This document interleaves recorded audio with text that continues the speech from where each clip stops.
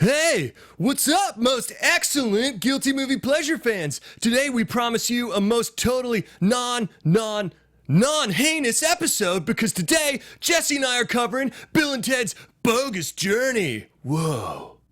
Welcome to Popcorn Talk, featuring movie discussion, news, and interviews. Popcorn Talk. We talk movies. And now, here's Popcorn Talk's Guilty Movie Pleasures.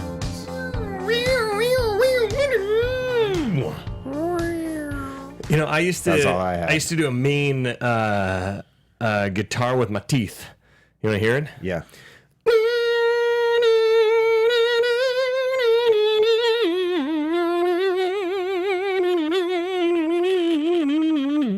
I even added the distortion. I realized you were doing a whole song. Yeah. 7 minutes later, I chose November Rain, of all things. That used to be a party trick back in high school because I was real lame. Anyways, hey, we're back. We took some time off, had to regroup. No, not really. We just had Thanksgiving and stuff. Yeah. What do you want from us? Jeez, get off our backs. Come on. Are you hair? Are you hair? Then get off my back. Ooh. That's from Mean Streets. Is Robert it? De Niro says that right before the craziest bar fight of any 70s film. Are you saying we're about to fight? What's going on right now? I say that to Renee all the time whenever she's like getting on my back about something. I'm like, are you hair? Are you hair? And she's like, no. And then I'm like, get off my back. Does she never like finish it? She hates when I do it. There are several things I do that annoy her, and that's why I do them more. Mowedge. Anyways, hey, that was a very typical opening for Guilty Movie Pleasures. Welcome back, everybody. If it's your first time joining us, you're probably super confused. Don't worry. I spend most of my life confused because I'm your host, Ben Begley, and with me as always is... I'm Jesse McIntosh. Yes, he's the voice of reason, the voice of cool, the voice of... Channing Tatum. Yeah. Man, this Channing Tatum. I was hoping you were just going to go, man, this Channing Tatum. Yes. I wanted to intro it because we were addressing the people who never haven't listened to us just before. to further confuse you. So we wanted to go back to a Guilty Movie Classic. We've done some, we've already done, if you were wondering, if you're clamoring for a Rocky episode, Cameron and I, when he was on the show, I believe it was he and I don't know, I've gone through more hosts than Trump's gone through cabinet members. Yeah, you've had 23 hosts. Anyway, show. Like I slipped in that subtle joke, political joke. Not so subtle. We did a Rocky 4 episode, so check that out. So if you're sitting here going, why aren't they doing Rocky? Creed 2 came out. It's because Rocky 4 is the perfect one to do for that, and we already did. But Bill and Ted's, we did, Josh McCook and I did Bill and Ted's Excellent Adventure back in the day, and we also were Bill and Ted for the Schmodown, which I was going to dig out my Ted costume, and I just didn't have time today, so I failed myself and the audience. I figured because you didn't run that by me at all, so I would have just been just not in It costume. would be amazing if I show up as Ted, and you're like, cool, dude. All right. So I guess we're doing this? I guess you're showing me up. You're doing it? Okay. Good point. Good point. I'm glad I thought of it today and then didn't have time. So. Well, so you were going to bring, a Ted costume, you said? Yeah. Well, I have a Bill costume. Do you? But I never wear it. It's in the dry cleaning plastic. Okay. Yeah. In my closet. Because it's an exact replica. Yeah. It was one of his stand-ins outfits, actually. It actually was. Alex Winter. They gave the stand-ins the same wardrobe that they gave to... It's really high production. Anyways. Attention to detail on that set is incredible. Hey, let's talk about the movie. How about that? Why not? So, for me, I remember I loved Bill and Ted's Excellent Adventure so much when I was a kid, and that was back in the days of Blockbuster. Rest in peace. Mm-hmm. I don't think that's what you do. I don't think you pound your chest and point. That's what we do now. I think that's football. I mean... Which, by the way... My daughter now watches, goes, whenever we're at a restaurant and there's football on the TV because of my uncle, she goes, yeah, go feetball. Oh, good. She calls it feetball. Good. She's the best. So on the road to a very unhealthy obsession. I will say that, she's going to have a fantasy league in kindergarten, hustling kids for money. That's a very, very funny, that might be football. Like, when you're not referring to rules of football at all, just like something that humans do, and you're like, I think that's football. I think football does that. I think that's feetball. Yeah. So I loved Bill and Ted's Excellent Adventure. I actually rented it I had my parents rent it for me on VHS so many times from Blockbuster that eventually they were like, we have this previously viewed for $10, right? And I was like, you can buy movies? Because we've talked about this on the show before. Mm-hmm. before you could buy things on Vudu and Amazon and iTunes and blah, blah, blah, get things instantly, things would come out on VHS, and only a select amount of movies would be for sale on the same date they came out to buy or to rent. Otherwise, you had to pay like $100 for a VHS tape. And you would have to wait 6 months to a year after it came out to buy it previously viewed, and it had stickers all over it, a Be Kind Rewind label. It was like the only way to own stuff. And I remember I finally bought it, and I wore out that VHS tape. I love that movie so much. I still love Bill and Ted's Excellent Adventure. Bill and Ted's Bogus Journey I love too, but I don't remember it as well. All I remembered was playing games with death and Robot Bill and Ted. And rewatching it, I was like, this movie's amazing because it's not as good as the first. Bill and Ted's Excellent Adventure is a classic. This one's just so ridiculous, and it's like they just smoked a ton of pot and just stream of conscious came up with ideas, and none of them were filtered out of the final product. And I'm completely okay with that in a Bill and Ted structure. It's bonkers, though. I enjoyed the hell out of it, maybe even more than when I was a kid, because I think it freaked me out when I was a kid. There's a lot of dark stuff in this movie. They die. Yeah, they full on get murdered. Yeah. And I don't know. I thought it was a blast. I had a lot of fun. I thought some of the jokes still really landed. One of my favorite moments is when the dad gets possessed by Ted, and the dad does a really good Keanu Reeves impression. It's actually an incredible, it's incredible Keanu Reeves impression, and the other guy does like the worst D- impression. It's like, and it's so bad because they set it up with Ted, and then Bill is the next one, and you're like, oh, you really should have done your homework, dude. Ooh, yeah, or like cast somebody who could do that. When the dad was doing it, I was like, oh, are we gonna go on like an extended run of him just in this guy? Please. And then when the other guy did it, I was like, oh, stop now. And then they like immediately exited, and I was like, oh, that's probably why, because they realized he couldn't do it. Yeah. Can you tell me? Here's the thing. The guy who plays Death is a character actor who's in a ton of stuff, and he is my favorite thing in this entire movie. He is amazing. When he goes on that rant, which we have a sound clip for, but we'll play it later, when he like gets jealous of Station, the alien. There are a couple of them at the end. I only pulled one, but there was one where he wants credit for the robots. There was, which is what we pulled. There was one where he is jealous that they have a nicer butt than he does. Which basically, the aliens in this movie are, their entire back is just ass cheek. Yeah. 2 ass cheeks. Yeah. One giant crack up the back. And it also like came out and like no one has complimented anyone's rear for the whole movie, so it was just sort of a non sequitur, and like all of a sudden it's important to everybody. Yeah. And then there was one at the very end where he loves show business. It's so good, which is great. I love the whole scene with them playing all the games, and they're like, best 5 out of 7. Damn right. He's just so funny. I love this movie. I think it's. I don't think it's as good as the first one, but they go for it, and they don't copy the same beats as the first movie. It's almost a completely different ride because they don't really touch on a lot of history. That's some things where like you could argue the first one is educational in moments. Say, are you mad you didn't learn as much?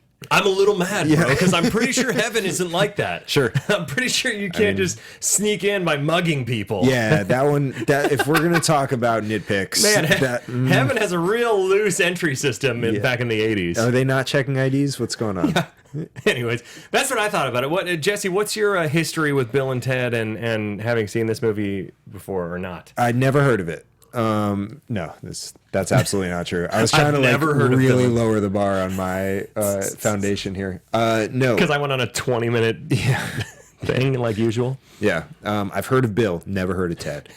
Who is he? Yeah, it's a mystery to all of us. It's weird that you're such a huge Alex Winter fan, but you've never seen a Keanu Reeves movie. It is very weird.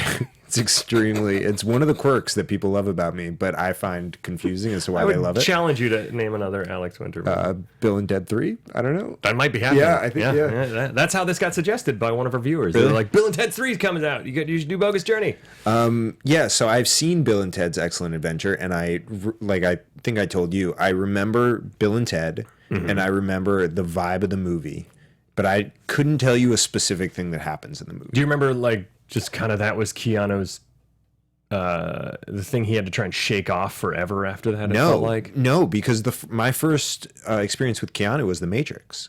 Wait, when did you see Bill and Ted's? I saw it later. I saw it when I was like 16, 17, 18, something like that. What did you think of it at the time? I liked it. Yeah? Yeah. Because I remember seeing it when I was like 7 or 8. Yeah. It probably played better. And just thinking when Napoleon goes on the water park and loves it and shoving kids out of the way to go again, it was the funniest thing I'd ever seen. I mean, that sounds funny. I have no recollection of that, so but good. It sounds like a great scene. When they're all in the shopping mall and Genghis Khan and Sigmund Freud and they're all causing havoc. I love Classic. it. I love it Classic so much. history jokes. The biggest problem, though, George Carlin's barely in this movie. Yes, And yes. he's in the first one a lot more. Sure. And it's a bummer. But so I sort of had an expectation of the vibe. Did it live up to that? It lived up. It for sure lived up to it. It was such a goofy movie, and like goofy can sometimes be goofy in lieu of being funny. But this was both. Okay. This like hit a lot of like really good notes. It maintained as best it could. It had a grasp of funny and not just like, let's do crazy stuff. It was still like, I don't even know what the word I'm looking for. It had an idea of how it wanted to be funny, and it executed it very well. So you enjoyed it? I enjoyed it a lot. Yeah, we got the Jesse stamp of approval. That's right. Boom, boom, boom, boom, boom, boom, boom. Did you notice how really well shot it is in a lot of sequences? Like, it looked like a Terry Gilliam film in a lot of sequences. There were all these weird angles on people, these strange, like, steady cam zoom ins and stuff. And so what I did notice, particularly immediately after they died, and particularly in those moments, they were like trying stuff. It got really experimental and weird. It threw me off a little bit at first because I was like, oh, are they trying to like make a movie here, or are they trying to make Bill and Ted's Bogus Journey? I think they're trying to make a movie.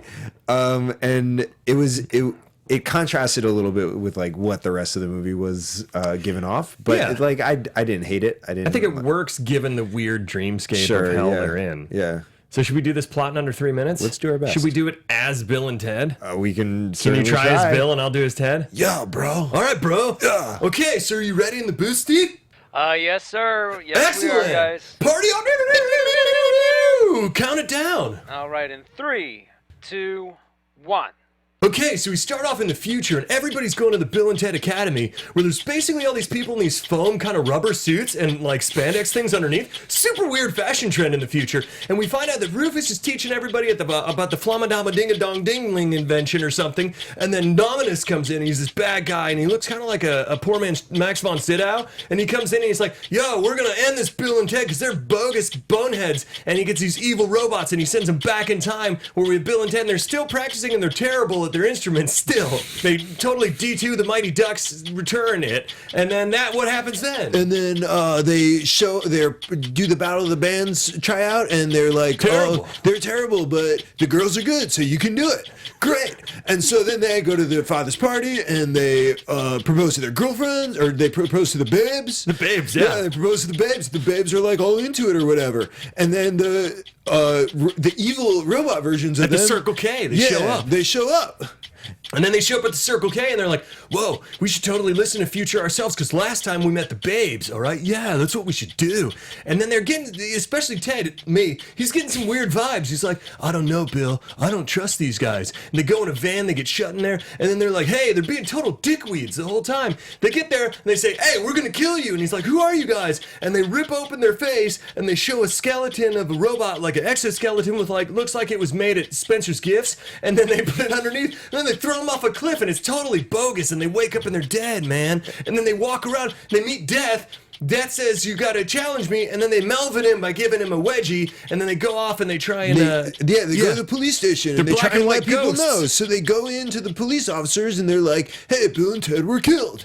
And no one believes it, so they're like, all right, let's go to a seance then. And they go to a seance, and they're sent back to hell. That's the best impression and ever. So they go to hell, and they're like, hey, devil man, what's up? And the devil sends them down all these pathways, and they gotta like live their own hell or whatever, right? It's terrifying. And it's then, totally bogus. And then they're like, all right, well, let's challenge Death. And so they play games with death. And then they win. Yeah. And they, oh, God, okay, here. They totally win against death. And then they go to heaven, and they meet God by mugging 3 dudes to get in. Totally heinous, but God's cool with it. And then God introduces them to Station, which are these 2 twin robots that have a bodacious backside. Am I right? You're so right. Yeah. And so then what happens is they go down, Station builds this robot, 2 robot Bill and Teds, then they combine to be a giant Station. Then they go and face off against Robot Bill and Ted. Evil Robot Bill and Ted get their heads punched off by good Robot Bill and Ted. Then they get punched in the stomach and totally explode. Then Nomolos shows up, and then they do this game about, hey, we're going to do this in the future to do this. And then they totally arrest Nomolos, and it's great, man. It's totally awesome. And then they do the Battle of the Bands, and it's projected to the entire world, and peace and harmony is spread by music. And they have great facial hair. Excellent. Can we make it a new rule that every single plot in under 3 minutes is done as Bill and Ted? Yes. How do you think that'll go over, Steve? Stamp of approval from Steve. Hey, we got the stamp of approval. All right. We have 2 stamps of approval. Pretty fun. That's pretty fun. Yeah. All right, we covered the whole movie. That's it, folks. That's it. Good night. Let's start off with the outfits in the future. Okay. Because if you may not remember from the first one, and if you haven't seen the first one, viewers at home, and on iTunes and all that good stuff, which I guess would be at home too, or in your car. The first Bill and Ted, the whole thing is leading up to the fact that Bill and Ted, their music is going to change the world, and it's going to promote this philosophy of being excellent to each other. Just these very broad strokes generalizations of like pay it forward kind of things. Like, what a terrible society that just being excellent to each other created like a brand new society. Do you know what I mean? We could use that right now. We sure could. We could use Bill and Ted to make us all be more excellent to each other. You could argue the world would be better right now if we were all just more excellent to each other. So, are you suggesting that someone has gone back in time and stifled Yes. real life Bill and Ted? Yes. That's possible. Yes. Yeah. You can't prove that it's not happening. I'm not going to try. So there you go. But I will say that even though the future seems very utopian and excellent, the wardrobe leaves much to be desired. It looks like they were going to attempt Stormtrooper or Star Wars-like attire, but didn't have the budget. So instead, they turned a bunch of pool noodles into armor. Yeah. And then wore leotards and turtlenecks underneath. A lot of styrofoam. And then all the guns look super plastic, and it's incredible. And I love it, though. And they have giant Ugg boots, They have weird, huge boots. And I assumed that we were going to learn that they were on some gravityless planet. There's some reason, because they're functionally just terrible. Like, right. I imagine it's so utopian that nobody has to run away from anything ever, because how would you run in those? Yeah, sure. They're like this big on your foot. Yeah. They're huge. Yeah, and they all had like some weird wrap around their knee. So I was like, this is something. And then it wasn't. And then it just wasn't. I want to have a documentary just about the design of their Do you think that would find an audience if we just found the costume I would designer watch it. I'm curious. And did like a full 90-minute documentary just on that. Yeah. Let's do it. Yeah. If you're interested, tweet at us and let's find this costume designer. It's easy. It's on IMDb. I just haven't looked it up. So then they go. So Nomolos shows up. Like I said, kind of like he reminded me of Max von Sydow from Judge Dredd a little bit, like this evil old. He actually reminds me of a lot of people in our government right now. This evil old white guy, just wanting to mess up everybody's fun. Yeah. And he shows up and he's like, "Bill and Ted are buffoons. I'm going to send an evil Bill and Ted robot back in time to ruin the Battle of the Bands where all this begins." So there's kind of like this like X-Men like comic booky storyline where they're going to go destroy them. I do wonder if it would have been easier just to like wreak havoc in the present. Yeah, or do you know what I mean? Or make your Bill and Ted evil robots smart but able to play dumb. Yeah, because the flaw in his entire plan are the evil bit, which adds to the humor of the movie. So if you make them super smart, there's not as much comedy because it's hysterical to see these dumb robots be dumb as well. And I wish at one point the Nomolos, I think his name's Chuck D. Nomolos, and I wish at one point he would have been like, "I really should have made you smart. That's my bad." You know, like some recognition that he totally screwed up the plan. Yeah, or just like make them anyone else, or yeah. Cheers and myself. Cheers. like they didn't have to be Bill and Ted. It could have just been anyone. No, that it went had to back be evil Bill and Ted and destroyed. I mean, for the sake of the movie, but like, if you're creating a plan to like go back in time and destroy something, you don't need to replicate the. But that was the whole plan, was to make everybody think that they're awful instead of amazing. But why? Like, they killed him, and so like they could have just been gone, and then That's a good point. And then everyone would have been like, "Oh, the two people that no one knew." That's a great point. They killed him. Why is there this elaborate plan after they killed them? Yeah, plan's over. Once you kill them, they're dead. Yeah. That's a very good point. I don't know. I like the elaborate nature of it because it feels like a Saturday morning cartoon because of that. Because it's so stupid. It fits the world of this. Like I said, I swear everybody, I think I said this before, maybe on the air, it's all a blur. I swear everybody was just smoking pot and just stream of conscious made up a movie. Yeah. And I love it. But yeah, that logic flaw is there. I really wish they would have made a bad robot Rufus, because I love George Carlin and I love Rufus, and I would have really enjoyed seeing an evil, like letting George Carlin, because he's such this pure, positive person in the Bill and Ted universe. It would have been awesome to see him go off the rails. Yeah. And get more towards stand-up George Carlin. Yeah. I'm sure George Carlin was very busy doing other things at the time, and kind of, this feels like a pity movie for George Carlin. He didn't clear his schedule for Bill and Ted's Bogus Journey. I think he did the first one, and he's like, oh yeah, this will be fun. And then when they came to him with a sequel, he's like, what now? Okay, I'm good. I'm all set. I was good with the first one. Yeah. You kind of finish it off, but with world peace. But yeah, so then there's, what was I going to say? Rufus's, his old teacher is the betrayer, and it was his gym or shop class teacher or something? I think they said gym teacher. Gym teacher, yeah. The pulling their face off was actually kind of awesome. The practical effects in this movie, for the most part, are really cool. Like, they do it in a seamless way and cut around it now for it looks like they're ripping their skin back.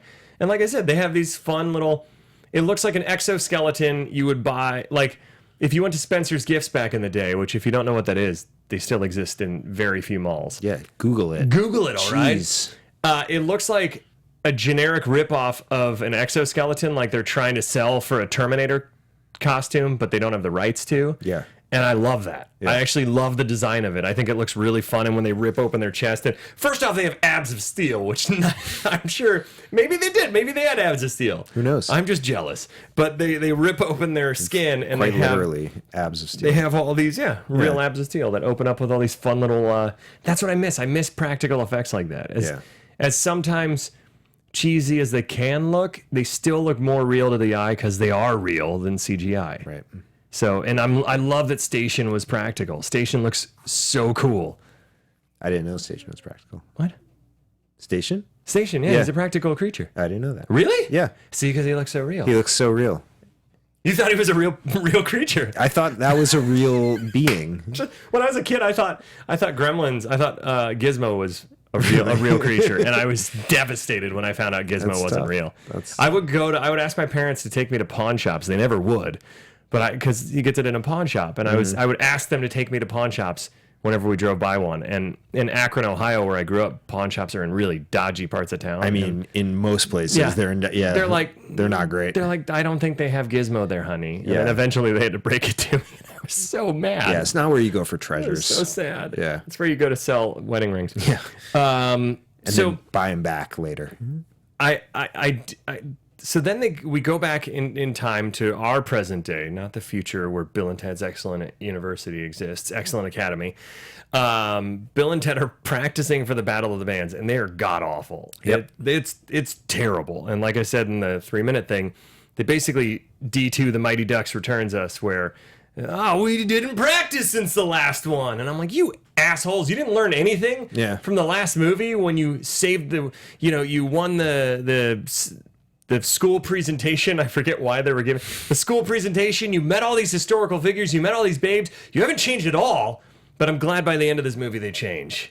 And they go on a 16-month guitar intensive and grow a ZZ Top beard and a sweet, Inigo Montoya mustache. Yeah, and bummer to all those high school students who are competing in Battle of the Bands who had been practicing for over 16 months because they almost certainly were. Like no one as a sophomore was like, let me pick up guitar so that I can compete in Battle of the Bands. Didn't they say one of the bands was Primus?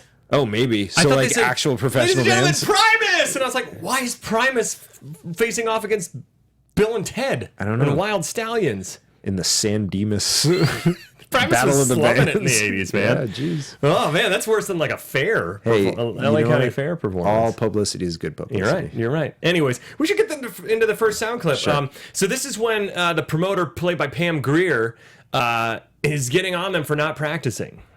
I mean, you can't sing. I mean, the girls, they can play, but you guys? Girls mature faster than guys. It's so good. Is he wrong? He's Girls not wrong. mature faster than guys. Oh, this movie's so good. We got to keep going because we spent a lot of time on the wardrobe.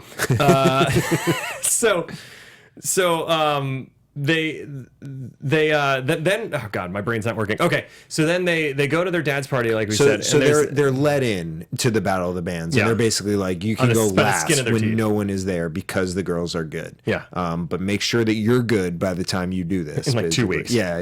Yeah. And then they they go to their dad's party. We see Missy, which is Ted's hot stepmom, or Bill's hot stepmom from the first movie, who's now married to Ted's dad. And Bill's dad is like a sad alcoholic in the corner. Yeah, eating a Twinkie.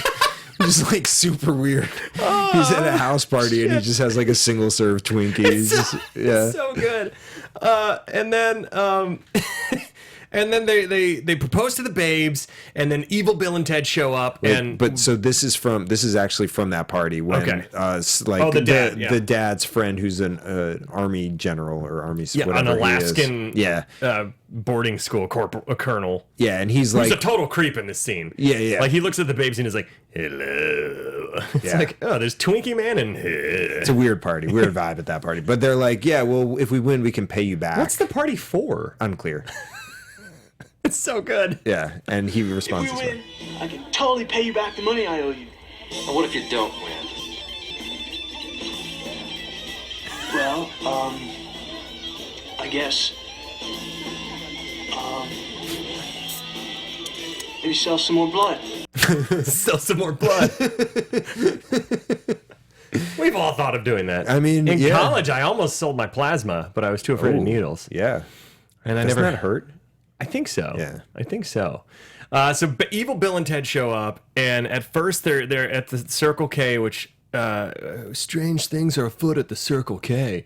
So I love the callback to Circle K from the first movie because that's where the future versions of them and Rufus first show up. They show up, they fool them immediately and take them off in a van. And when they see photos, I think it's when they see a photo of the babes, Evil Ted says this. I got a full-on robot chubby.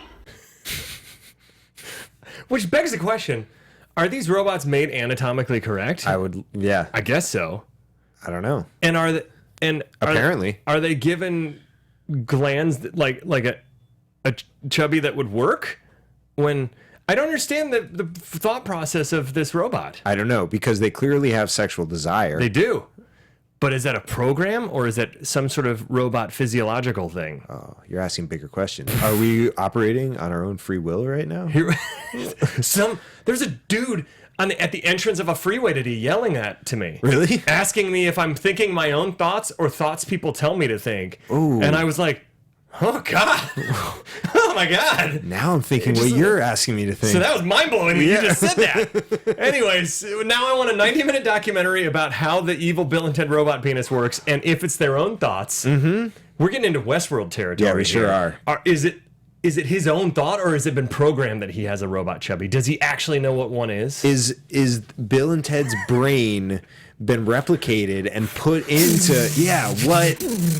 How now are we these need a robots Bill and operating? Ted 3 to explain all of this. Oh, I don't even need a plot in Bill and Ted 3. I just need an explanation. Just this.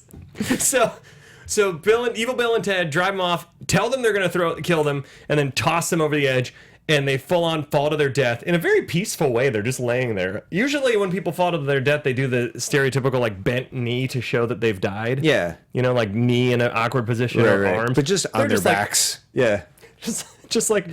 It's like they fell asleep. Yeah, just sleeping. Sleeping in a very tight blanket. So then they wake up, and their makeup, I think their makeup's done pretty cool. It's like black and white makeup, and all their clothing is black and white, and that's how we know now they're ghosts. And can we play clip number 4? Dead? We're dead, dude. Dead? We're dead, dude. Oh, so then we meet Death, and instantly I love this character. The best. The best.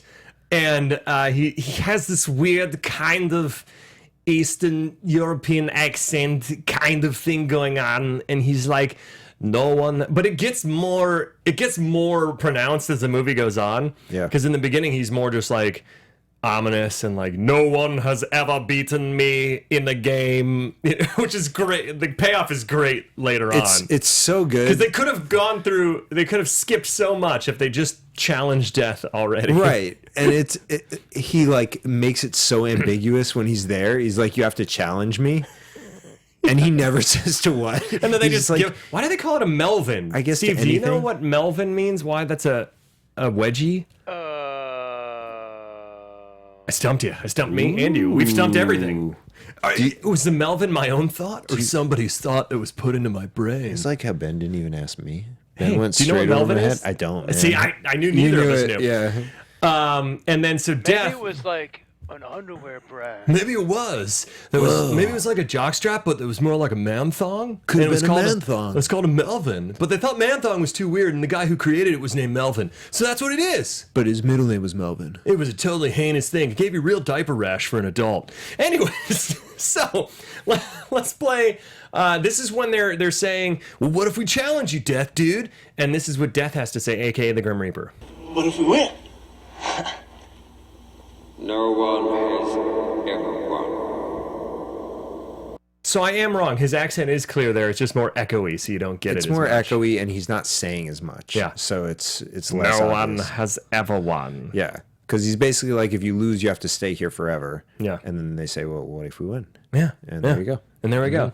And so then they give him a wedgie. They go through all these elaborate ways to try and get people to know. They go back to their place, and So they give him a wedgie, and then they outrun him for 50 miles. And I guess he's just given up because he's not chasing them. He ends up back in hell with them. Yeah. So they're just like free to roam Earth, I guess. I feel like he knows their event. Like maybe he's just like, run, do whatever you want. You're already dead. I guess so. You know? Yeah. Sure. I mean, we've seen in countless action movies where the cops give up when a car goes around the corner. Sure. And you're like, what? But they did. So that's probably it. Right there. Well, and to be fair, Death had never experienced a Melvin before. He so had never. Who knows how long His it took him face to showed recover. it was his first Melvin because he's Yeah. like, ah! It was also a very funny face he made when he said no one has ever won, because he was like stoic, and then he said no one has ever won, and he gave a little like, very like knowing and telling. Yeah. I love it. I love that so much. And the Grim Reaper, I just want a spin-off movie of just the Grim Reaper going around telling people when they're going to die. So then they go, and the first thing is they go back to their apartment, and Evil Bill and Ted are being total dickweeds, which I'm allowed to say because it's a PG movie and we're not explicit. They're being total dickweeds, and they're trying to like make out with the girls, and they're like, we're not those kind of babes. We're waiting till marriage. We're English chaste girls. And then they smash up the place, and they're like, well, that's not going to work. We got to stop this. They go to their dad's work, and we already talked about this at length, but where the dad is awesome at a Keanu Reeves impression, and then the other guy drops a ball. And then the seance scene, and then in the seance scene, the Missy and her weird group of creepy, yuppie friends that come to the seance weekly, even though they establish it's never worked. Never worked. So they're just showing up. It's like a book club where nobody read the books or something, and you're like, we're still gonna have it, you know? It's very weird. It's super. And then they come back again later to like watch the Battle of the Bands. So They're a very eclectic group of friends. Yeah, they are. Even though they're all super yuppie and white, but they're you know, their likes and desires are eclectic. Sure. So Missy and her friends send them to hell, where they have this crazy sequence, and the first thing they say when they get there, and there's this giant devil dude, and all these rocks with chains on it pulling people to somewhere, to their own personal hell within these awesome metal dragons that engulf them. The design's really cool and weird. Yeah. Can we play clip number 6? This is not what I expected this place to look like at all. Yeah, we got totally lied to by our album covers, man. Now, the confusing thing about that quote is I feel like it looks like a rock and roll album cover in there. It does a little bit, yeah. I feel like it looks exactly like what all of them... I wish I would have known what they were referencing, because I feel like it was something specific. Maybe. And, yeah. But, like, the devil looks cool, too. He's this giant, huge figure, and his practical makeup's really rad. Yeah. And then, just punch the glass. That's what I do. Just relax, man. I can't relax. Jeez. It's high tension here on set. And then they get shoved in their own personal hells in these hallways where every door you go in is a different version of your personal hell. Yeah. And this is where it gets really Terry Gilliam-ish, like super weird camera angles that I loved and almost wish they'd done a little bit more throughout, which they do to a degree, but they ramp it up in here. And like we already talked about the colonel from Alaskan military Yeah, I school. think we have his... do we have that? Clip that's number 7? 7, I believe. Get down and give me infinity. The best is when he's like, I don't think I can do push-ups to infinity. Yeah. And then again, they just outrun him. Yeah. They Yeah. just run off. And what I didn't pull was right before that, when he was like, when he was doing the drill sergeant thing, and he was yelling like, "Do you understand me?" And he's like, "Yeah." He's not saying words. Yes, sir. And he's not saying words really. And he's like, "What was that?" And he's like, "Yeah." Well, then he goes, "Yes, sir, yes, sir, dude. Yes, dude, sir. Yeah. Yes, dude, sir, dude." It's so good. Yeah. So this whole sequence is fantastic and weird. And but before we go on, that Infinity clip reminded me that I got a leaked version of Avengers 4, the script. And I don't want to spoil anything about spoilers. I don't know what character, because they're all different character names, because it's very top secret. But in the final battle with Thanos, one of the Marvel heroes looks at him and says, Get down and give me infinity. because he wants the Infinity Gauntlet. Of course he does. In case any Marvel nerds like myself are out there, don't worry, I haven't actually read the script. I have. There's somebody out there that went, no! Yeah. Because that's what I would do. I remember when I thought I read a spoiler for Infinity War, I was so pissed before I went into it, and then it didn't end up happening, and I was so happy. Oh, well, I would have also been pissed that I like had a set of expectations going into the movie that were not. Oh, I was happy what didn't. Just in case people somehow haven't seen it yet, I was told one character died that didn't, and then several others ended up instead. Sure. So, anyways, whatever. They're all coming back. It's fine. Then what happened? So they're in hell. There's the Easter Bunny, which is Ted's fear. Yeah, the weird like when they're kids thing, and then there's the grandma. The grandma's terrifying. Grandma's terrifying. These like scraggly little like white beard and mustache hair. It She's looked like little spittles. give me a kiss. Give Granny a kiss. I'm like, oh God. Yeah. And his whole family looks like some weird Tim Burton cult. This is where it gets very Terry Gilliam, Tim Burton-ish. Like the director was like, no, it's just whatever. We can do whatever we want. We're in hell. Sure. And then they escape hell by finally being like, we need to just challenge death. And then boom. Yeah. Hey, there's so many Deus Ex Machina moments in this movie. Like, whew, that conflict is resolved. Right. But this conflict dragged on for a while. This is the part that made Renee was like on Pinterest while I was watching this. And this part she paid attention to and laughed out loud several times. Yeah. You sunk my battleship, and like the whole Twister sequence. Yeah. And it's so good. What do they play? They play Battleship, Twister. They play the little electronic football game. Yeah. It's so good. And then what was the last There's one one? more. The Twister was the last one, but there's one before that where he goes, best 5 out of 7. Damn right. Yeah. Oh, it's such a funny sequence. I don't remember the fourth one. I love it. He ends up. Clue. Clue. Yeah. Which, by the way, when you're playing one-on-one Clue, you can't guess wrong. Like, that's nearly impossible. Maybe they're playing 3. I don't think so. It's impossible. Yeah. He's just the worst at every game, Yeah. I think is what we learned. So then they escape hell, They escape death, and they're brought back to life, and they wake up, and they. Oh wait! First they comment on Death's sportsmanship. Can we play clip number 8? Well, whatever, dude. But you got a lot to learn about sportsmanship.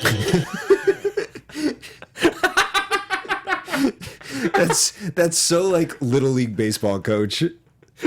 Yeah. It's not even like critical. It's just like, hey man, you got a lot to learn, bro. Hey, you tried, but like, listen, man. Next time, it's probably like when I played basketball briefly when I was in 7th grade. I averaged 0.5 points a game. Okay. Meaning half a point a game. For those of you who weren't math majors. It's just a game. But yeah, I feel like that's something my dad, like when I get like pissed off at the other players or pissed off that I had to wear a headband because I had I had the hair that I grew out here and shaved underneath. Nice. So it would like flop around. I had to wear this dopey headband and I get pissed at it. And I'm pretty sure my dad at one point was like, well, whatever, dude. But you got a lot to learn about sportsmanship. I was like, thanks, Dad. Yeah, you might be right, Dad. Little did you know, my dad's actually Keanu Reeves. Oh, wow. Whoa. Not really. That's bananas. So they wake up from being dead, and Ted's going, I think a buzzard was pecking at my head. And then Bill pulls out a worm from his ear and says this. Dinner's over, worm dude.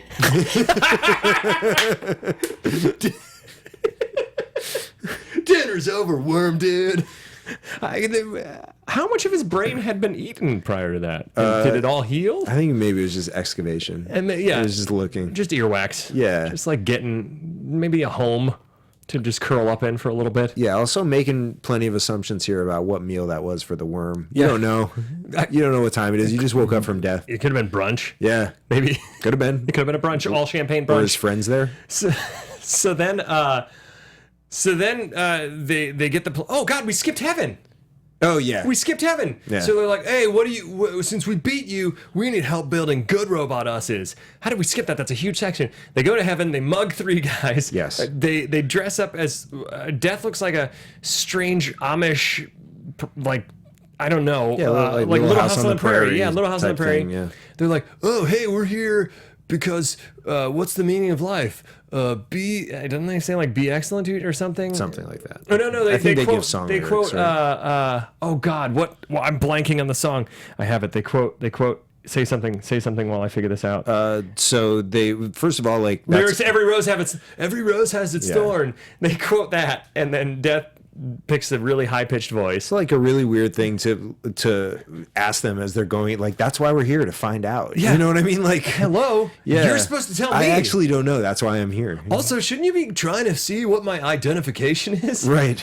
It seems like St. Peter is just really slacking on his job. Especially because everyone's wearing the same outfit. It seems like they're not judging them based on the outfit, really. It's just like, oh, you guys, I guess, are these people? Apparently, when you die and are worthy for heaven, you get these specific outfits in the afterlife. I guess. Again, 90-minute documentary solely on this issue. Sure. Oh, I want it so bad. So then they go into heaven, and this would have been a perfect place for a callback to have like Freud or Genghis Khan. Well, Genghis Khan probably wouldn't be there. Or Abraham Lincoln from the first movie. Have one of the guys that was in the first movie come back and be like, Bill, Ted, party on, dudes. I would have loved that. That's what you needed there. Yeah. Even if it wasn't the exact same actor, you could have fooled us. Who cares? But it's still a really funny scene where, of all things people are doing in heaven, is they're sitting around in a circle watching two of the most brilliant scientists in the galaxy that are named Station. Yep. Playing charades. Yep. And it's fantastic. Benjamin Franklin's there, Albert Einstein, and there's a whole bunch of other people. There's, and then Death, like record scratches the whole thing by guessing the wrong. Because that's the worst in every game ever.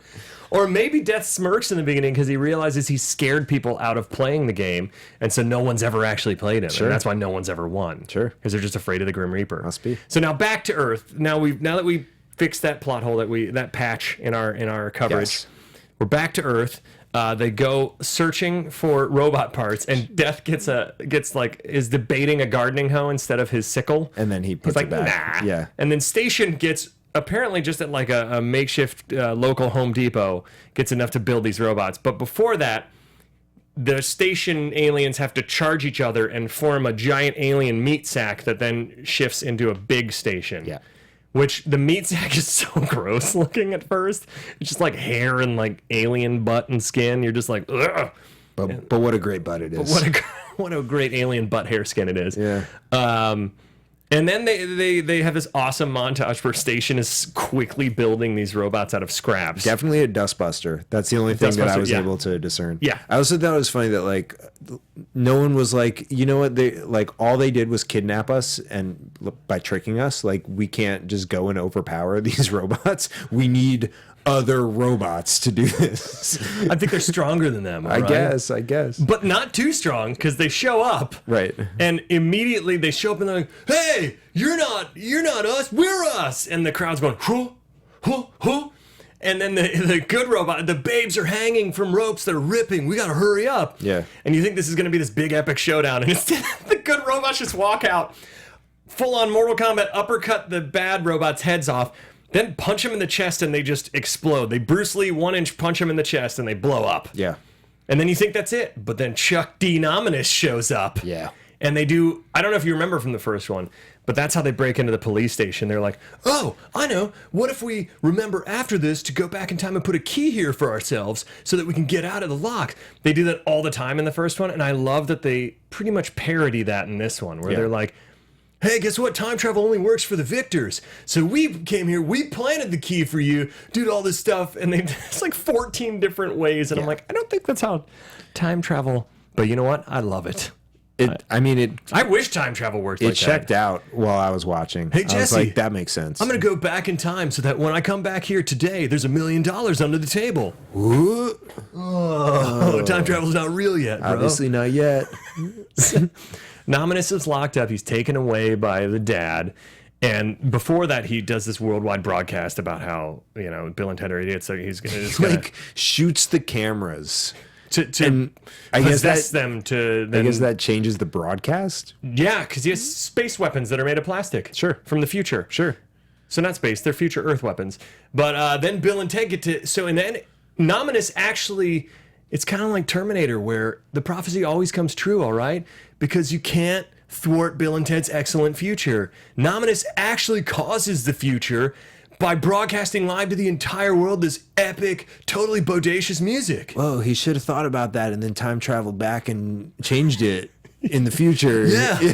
He totally messed up his time travel plan. So this is at the end when Death is a little bummed out that he's not getting credit for the robots. Excellent work, dude. What about me? I made the wigs.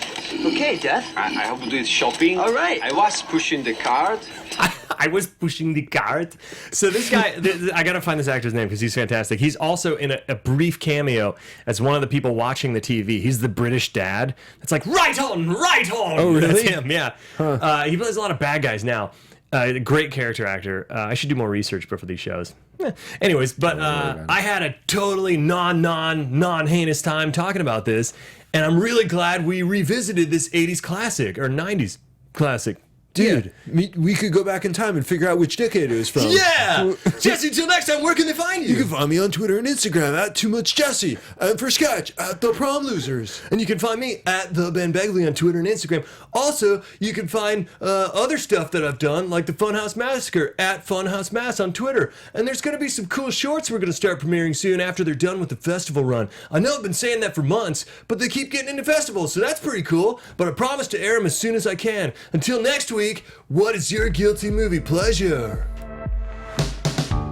From the Popcorn Talk, Kevin Undergaro, Phil the Spita, online and the entire broadcast Popcorn network Talk for movie Network. talk. We would like to thank you for tuning in. For questions or comments, be sure to visit popcorntalk.com. I'm Sir Richard Wentworth, and this has been a presentation of the Popcorn Talk Network. The views expressed herein are those of the hosts only and do not necessarily reflect the views of the Popcorn Talk Network or its owners or principals.